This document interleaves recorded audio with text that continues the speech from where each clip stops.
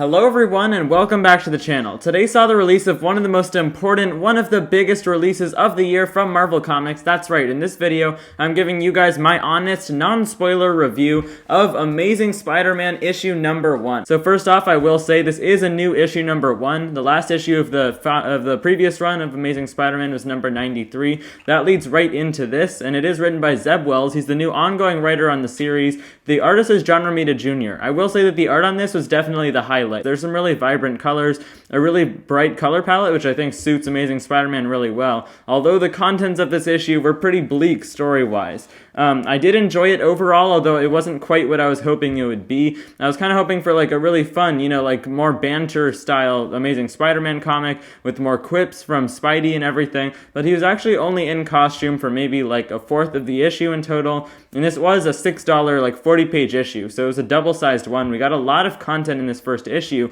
although not too much information about what has actually been going on with Peter Parker, because this new run of Amazing Spider-Man is actually set 6 months after the conclusion to the one before with the whole Beyond storyline, and we don't have too much information even after the end of this first double-sized issue about what happened during those 6 months, but we do get a little glimpse of it the first page of this issue, where it's just Peter Parker holding some sort of spider tracer in this huge pillar that he's seemingly created. All of this like purple smoke is somehow coming off of him, and he's just screaming. And then it flashes forward to 6 months later, and everything else in the issue happens in the present day. We still don't know anything about what went wrong, about like what Peter did. That's what all the solicitations are saying. What did Peter do? And throughout the rest of this issue, 6 months later in the present day, we see that his relationship with all of the people that he was on good terms with when Beyond wrapped up, he's on really bad terms with them now. We get an interaction with Aunt May where it's not really seeming too good. We get little hints at what might have actually happened. Still don't really have an idea of the specifics of it at all, though.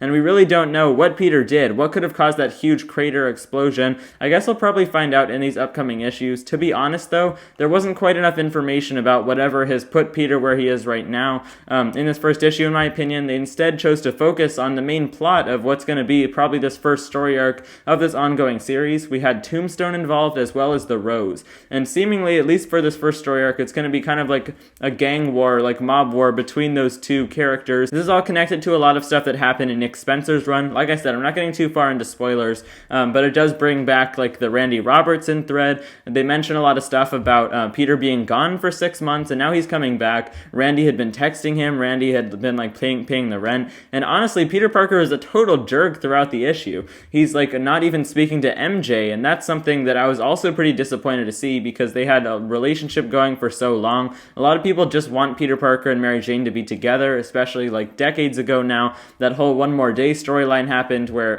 their marriage was basically retconned after Peter Parker made a deal with the devil, and people have been kind of angry about the MJ Peter situation since then. Kind of seems like it's just going downhill from here. We still have yet to find out a lot with this series, like I said, in these upcoming issues about what happened to Peter during those 6 months, but I will say that all of the like mob stuff between Tombstone and the Rose in this issue, I really enjoyed. That was pretty fun. Some of it got a little bit confusing. You couldn't really understand like what side certain villains were on and their transactions they were doing. It wasn't quite clear like why they were interacting with each other at different scenes in this issue, because there was a lot that happened. For the writing, though, I did want to mention Zeb Wells' writing. Obviously, he did a pretty decent job. Like I said, not too many jokes actually happened, and that's really what I want from a Spider-Man comic. Just more of a lighthearted feel. And while this was a pretty fun, like, easygoing, easy to read issue, there's been a lot going on in Peter, and they've got him starting out in this new ongoing series in a really bad place, instead of having bad things happen to him as the series goes on, which is kind of what happened to Nick Spencer's run, right? We'll see. For the final score for this issue, though, I always give you guys something out of 10 for these single issue reviews.